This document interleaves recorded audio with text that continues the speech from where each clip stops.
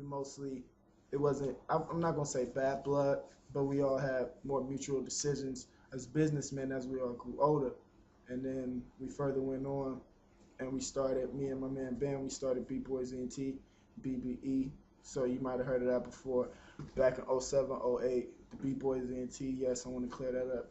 Me and my man Bam did start B-Boys ENT. And from there, we basically grew. And a couple other people from the Left Dynasty, they branched off and did their own things. If you might have heard of Mannix, you might have heard of Sky Production Team. They did their music in sectors, but we was all still cool. We all still had a bond, called each other, worked on some stuff, and that was that. From there, the Beat Boys ENT, it further branched off into Beat Boys, where we have my man Charm, we have my man Suave, and you might have heard those joints on there from Go Getters, from Beat Boys ENT. It was also called the Go Getters. If you might have heard the joints, Take You Home, Buy Your Drink, Grammy Night, What You Do to Me, all three of those I had produced. And those was getting good rotation. We had good response from them. I might have not been in the pictures of everything because I was doing my own thing and probably just catting off or something, but we had our good times. From there, they turned it to the Freshmen, where a couple members of the groups from the Go Getters had branched off, and Bam had kind of co-founded the Go Getters when he helped me affiliated me, and he told me that he needed some help on the production, so I produced those couple joints for them and got them started. And we was basically working with 500. Shout out to Fever 5, the Big Face Skrilla ENT, and Amir, A Million Records, A Million Inc. Shouts out. He always show us love, and they really helped us get started on that hype.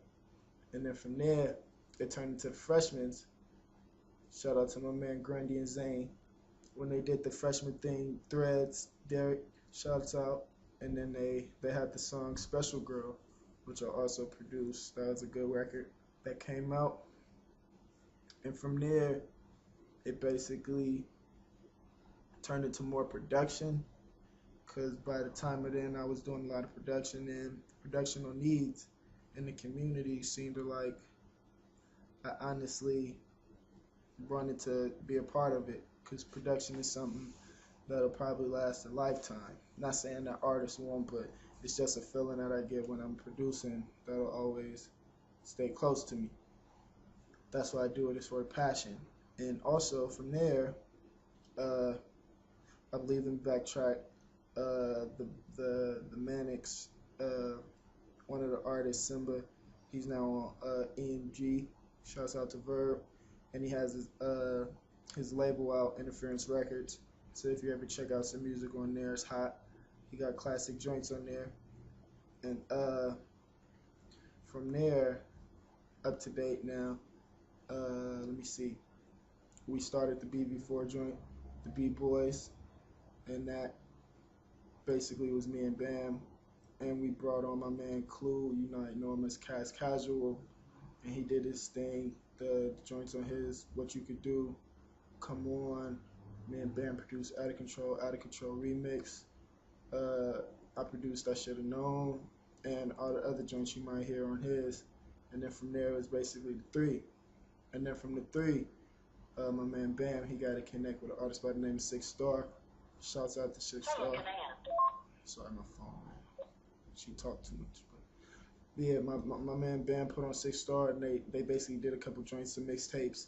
They did a few songs, and we basically grew into a unit of four.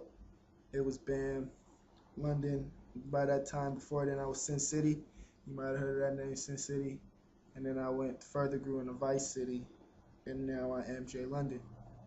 Or you could just call me the London Man, or the London Menace, whichever floats your boat. From there, we basically grew into a label, grouped into a unit, and the classic joints, like one of the joints I said BB4 joint produced was Close Off, but we actually had an input, and that was one of the classical records that I look back from time to time, and I'm really proud that we got to create that. Furthermore, from there, let me see, from there we kind of had a couple differences, and we mostly everybody branched off into artists or sections, and that's where Clue, Clue Music, Cast Casual, also Music, the music group or the record label. He has that now, and Six Star he further branched into Greenville Records or Greenville Entertainment. I'm not sure which one he has it now as, but from there, everybody basically grew into their own separate ways, and I basically, my man Bam, he basically went with Five, and he did his album, through Big Face Skrilla. From there, Six Star, he also did a couple joints, as you might hear on MySpace, that I had produced. If you didn't know, That's My Lady, By My Side, Love Me, and all the other joints that you might not hear, but yeah. And also Clue Music, his album, I had also produced that on some records, but he also produces as well. So once you hear his album, you might hear some joints that either I produced or he produced by himself. And from there, we basically, this is kind of near the end of last year and everything. And I'm